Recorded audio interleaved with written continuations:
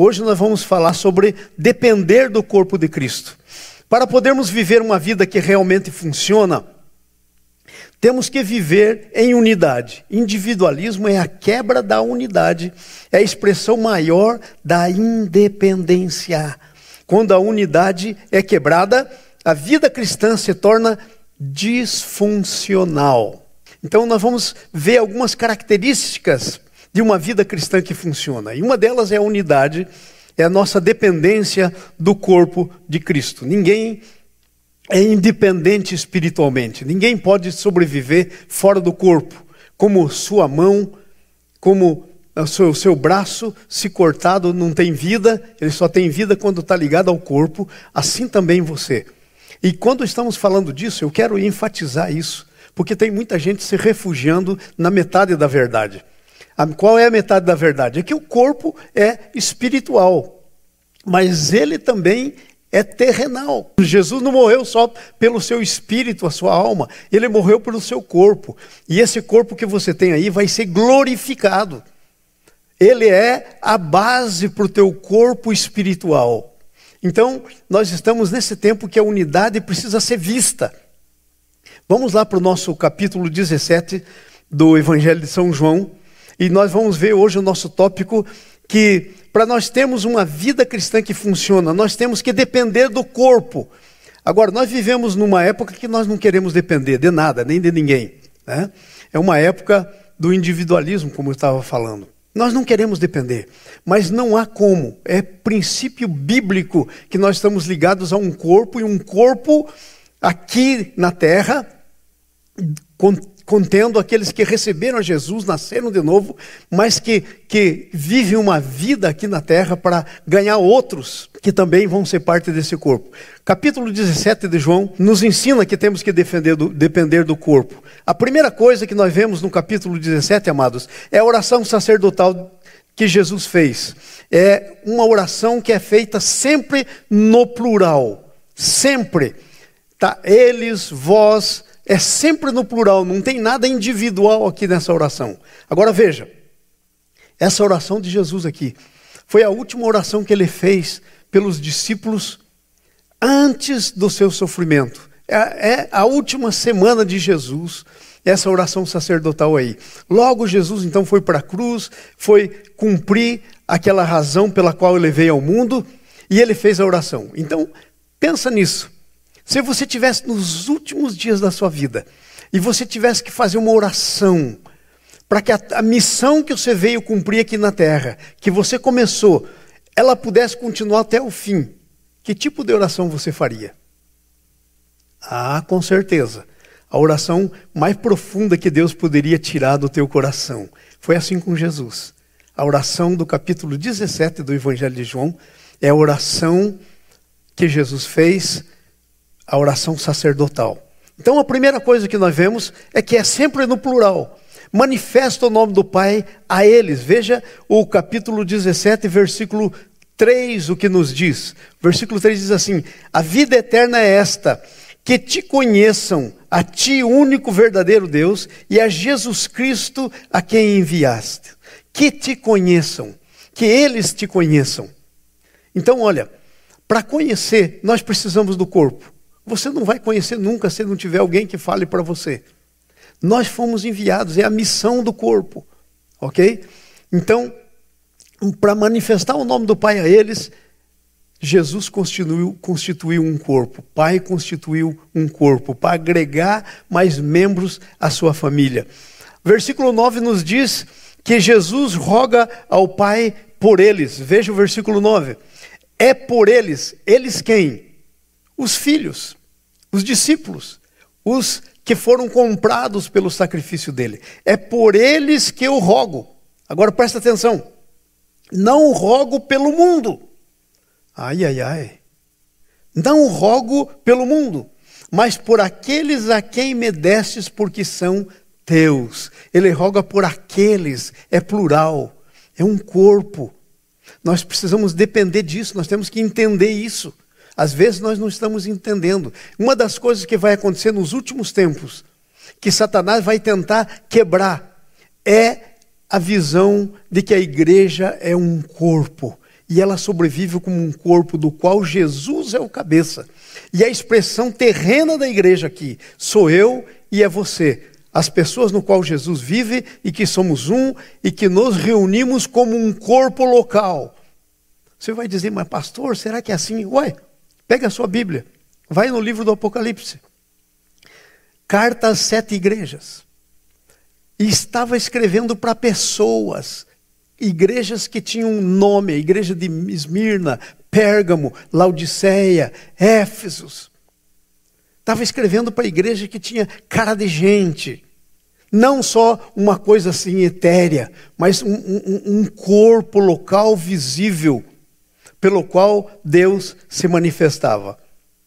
Então, o Pai roga por nós, enquanto corpo. Outra coisa, a glorificação de Jesus, a Bíblia diz aí, no versículo 10, que se dá neles, ou seja, no plural, é na igreja. Ora, todas as coisas são tuas, e as tuas são minhas.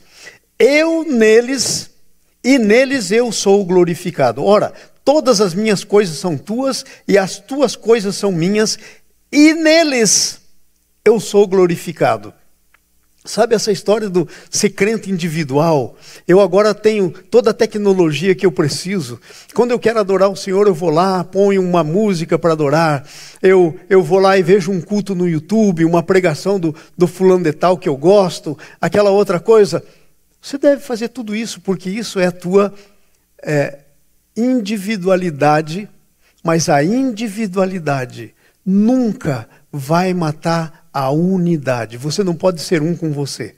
Eu estou lembrando aqui de uma história que logo que eu cheguei nos Estados Unidos, eu vi um vídeo de uma mulher que ela era tão individualista que ela disse que ela se amava tanto, que ela foi no cartório, ela foi na corte e ela casou com ela mesma.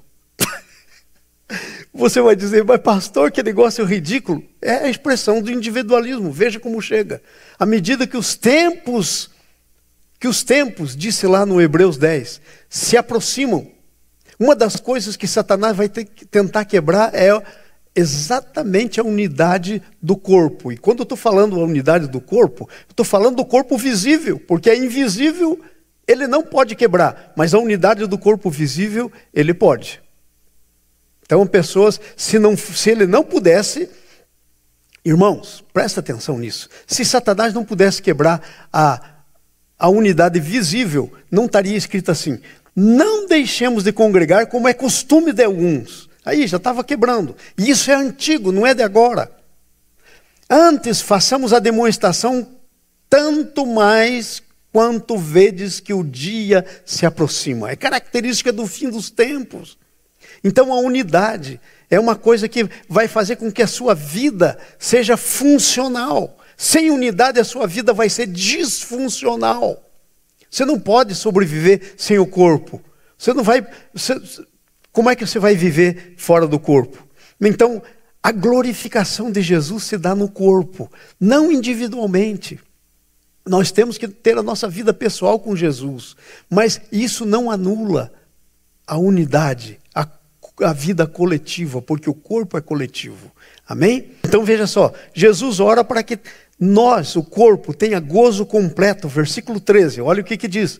Mas agora vou para junto de ti, e isto falo aonde? No céu? Não. E isto falo no mundo, para que eles tenham o meu gozo completo em si mesmo. Tem o gozo completo em si mesmos aonde? No mundo.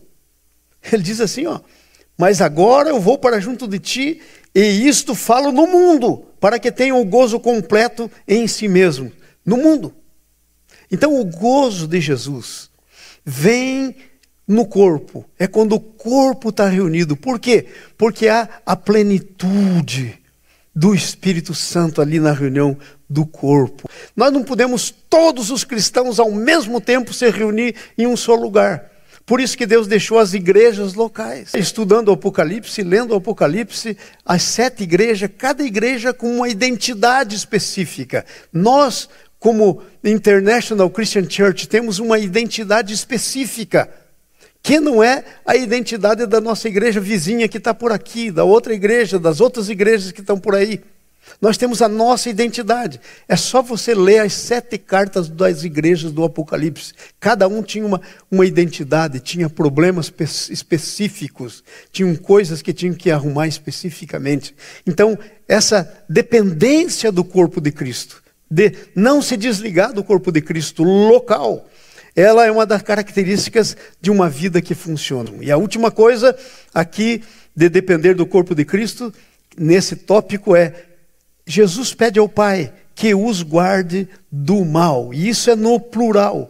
Não peço que os tires do mundo. Então veja, não está falando da parte espiritual da coisa. Está falando da parte aqui, tocável, palpável. Assim como ele disse para o Tomé, que não cria: toca aqui, põe o teu dedo. Ele está falando assim de coisas desse tipo. E ele diz assim: eles não são do mundo, como eu também não sou do mundo. E aí no versículo 15, ele disse: não peço que os tires do mundo, mas que os guardes do mal. Então é Deus que vai nos guardar do mal. Jesus orou ao Pai para que te guarde do mal. Você não tem como se guardar do mal por você mesmo. Se Deus não te guardar, você não adianta se guardar. Porque você não tem a sabedoria, o discernimento, você não tem o poder. Vai haver situações que estão muito mais além de você. Então, no corpo, há plenitude. Há plenitude. Deus vai ouvir, então, como corpo. Outra coisa que eu quero meditar com vocês: não seria possível termos as coisas essenciais sem unidade. Não é possível que a igreja tenha as coisas essenciais que ela tem que ter. Não é possível que você, como membro do corpo local, tenha as coisas essenciais que você precisa ter, se você não estiver em unidade. Veja o que diz. Primeira coisa, versículo 17 e 19. Você nunca poderia, sem essa unidade com o corpo local, ter a santificação que vem da palavra. Porque essa santificação que vem da palavra vem na unidade. Versículo 17 e versículo 19. Santifica-os. Não é santifica o João, é santifica-os, eles, unidade. Santifica-os na verdade. A tua palavra é a verdade. Agora veja o versículo 19. É a favor deles. A oração sacerdotal de Jesus é no plural. E se é no plural, tem um motivo de ser no plural. É porque, para podermos ter essa característica da vida cristã que funciona, nós precisamos viver em unidade no corpo local. Não quebrar a unidade. Então ele diz assim, lá no versículo 19, é a favor deles que eu me santifico a mim mesmo, para que eles sejam santificados na verdade. Sabe quem que é a grande guarda da verdade de Deus? Biblicamente é a igreja. É a igreja, é o corpo de Cristo. Ok? A Bíblia é dada para a igreja. A igreja é a que tem a Bíblia e que deve fazer a palavra de Deus valer. Não é o mundo, é a igreja. Somos nós, o corpo de Cristo. Então, a santificação. A missão é a atividade do corpo. Veja o que diz o versículo 18. O versículo 18 diz assim: assim como tu me enviastes ao mundo, eu também vos enviei ao mundo. Assim como tu me enviastes, singular. Deus só enviou um, Jesus, só tinha o Filho. Assim como tu me enviastes ao mundo. Agora veja o que diz aí no versículo 18, quando fala de mim e de você. Eu também os, no plural, enviei ao mundo. Então eu creio que para você está ficando claro essa problemática da gente depender do corpo. Eu dependo de vocês. Irmãos, eu tenho um privilégio no meu coração de dizer que eu dependo do corpo.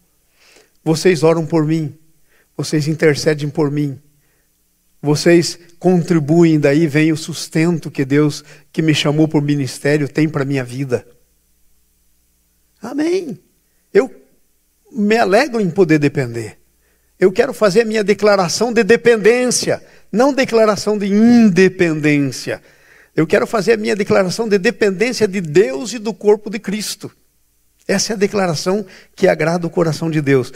Lá em Marcos capítulo 6, ainda da atividade da missão do corpo, Marcos 6, 7, diz que quando Jesus enviou os discípulos, ele enviou de 2 a 2. Por que não enviou um? Porque você não pode ter unidade em uma pessoa só. Você não pode ser um com você mesmo. Você tem que ser um com alguém diferente de você, porque a unidade vem na diversidade. Unidade vem na diversidade. Se não há diversidade, não há unidade. Amém? Então ele enviou de 2 em 2.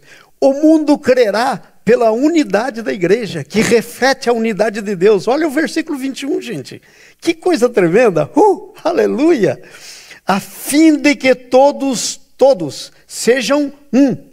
Como és tu, ó Pai, em mim, e eu em ti, também sejam eles em nós. Agora, está falando da parte espiritual? Também, mas está falando da parte visível da igreja. Eu e você com cara de gente, cheiro de gente. Veja, também eu em ti, também sejam eles em nós, para que o mundo creia que tu me enviastes.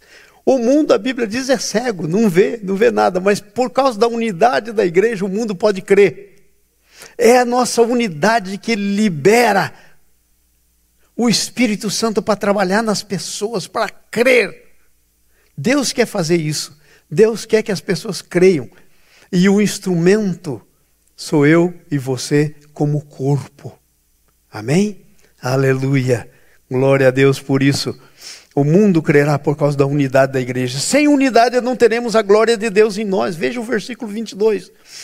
Eu lhes, plural, tenho transmitido a glória que tu me tens dado. Singular. Deus deu glória para uma pessoa, Jesus. Ele transmitiu lhes, no plural. Para que sejam um. Para que os discípulos sejam um, como nós somos. Veja bem, irmãos. Por que nós não podemos quebrar a unidade? Porque a unidade da igreja reflete a unidade que há na Trindade. Deus é o Pai, é o Filho, é o Espírito Santo. O Pai não é o Filho não é o Espírito Santo e o Filho não é o Pai.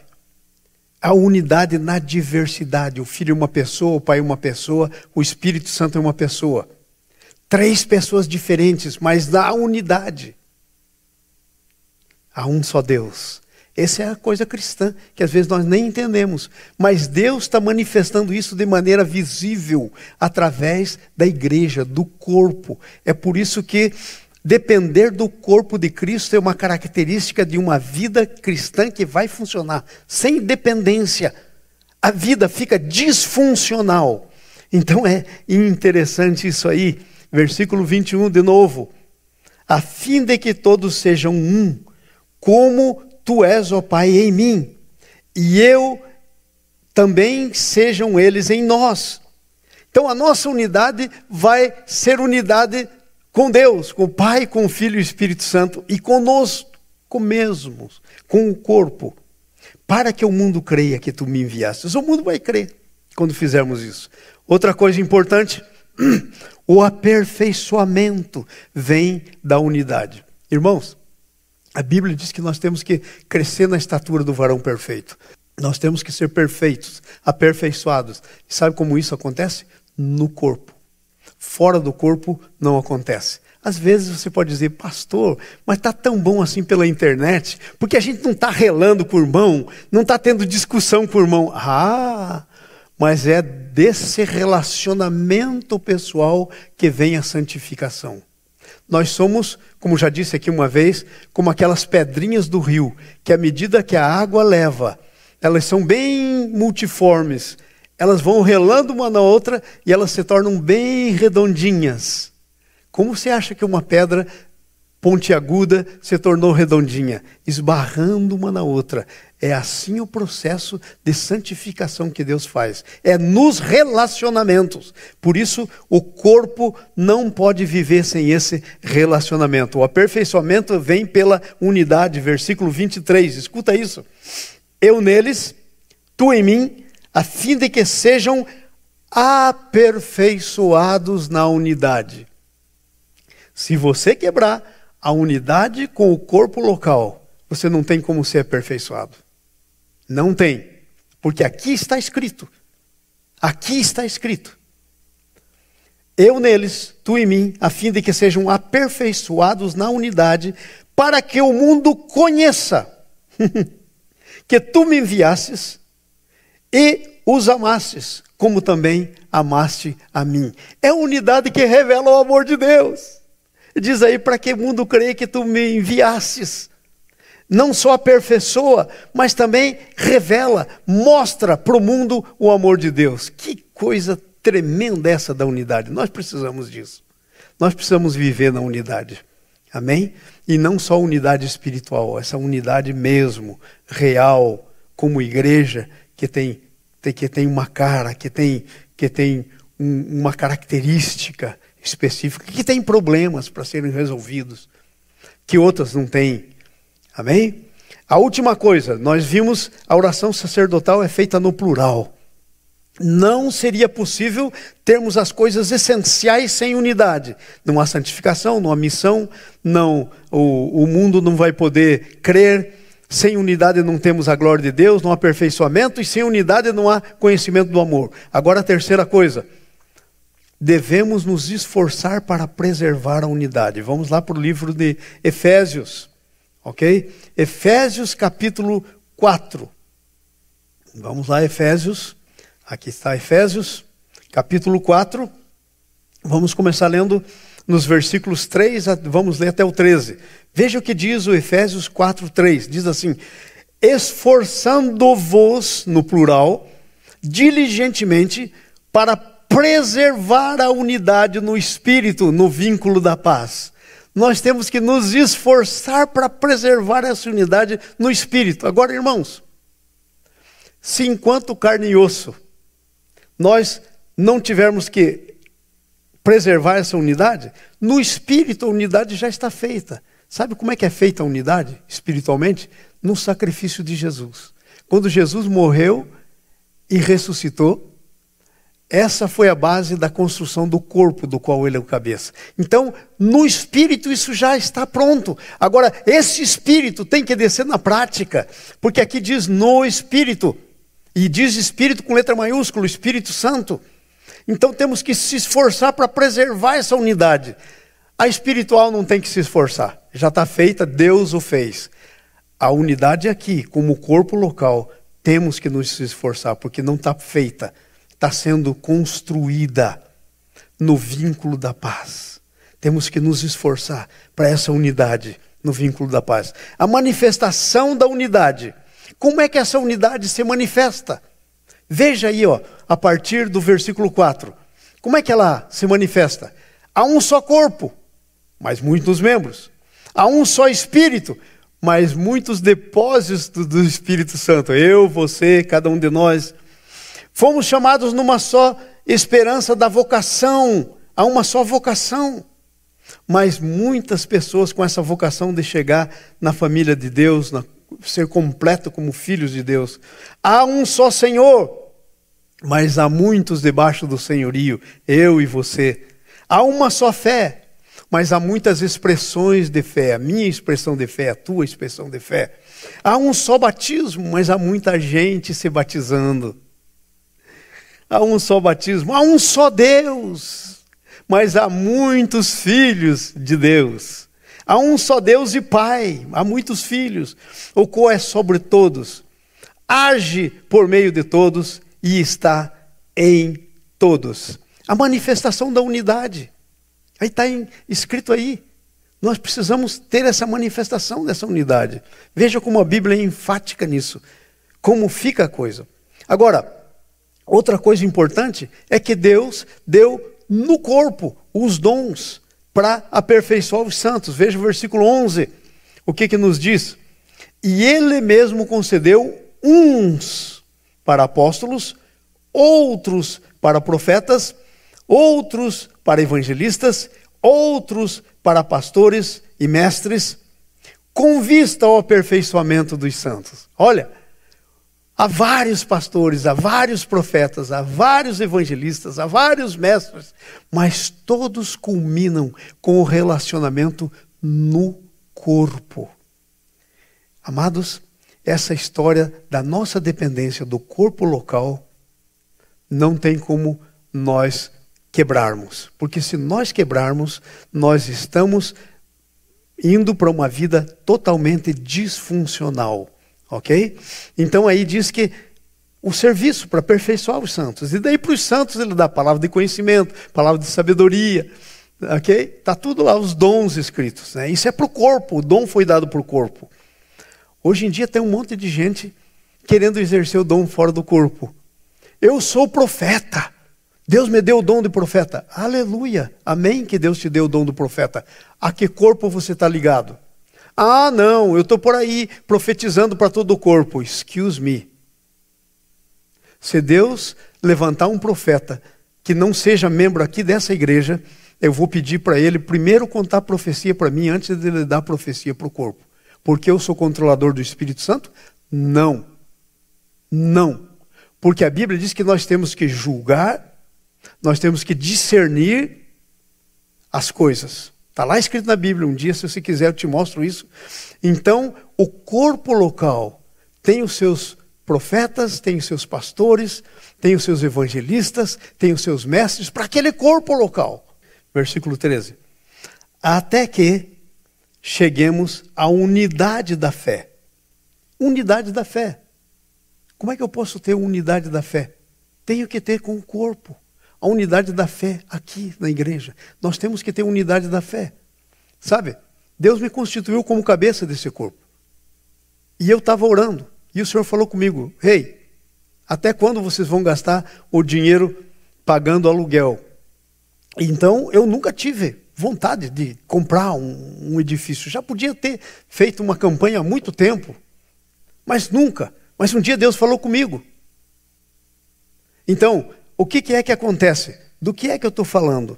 Até que, diz aí o texto, até que todos cheguemos à perfeita unidade da fé, no pleno conhecimento. Então nós precisamos ter uma unidade da fé.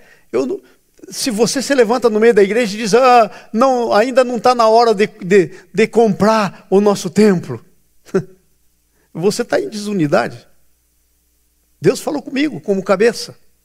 Mas há gente que às vezes pensa que, mas eu posso, está quebrando a unidade. Então temos que ter muito cuidado com isso.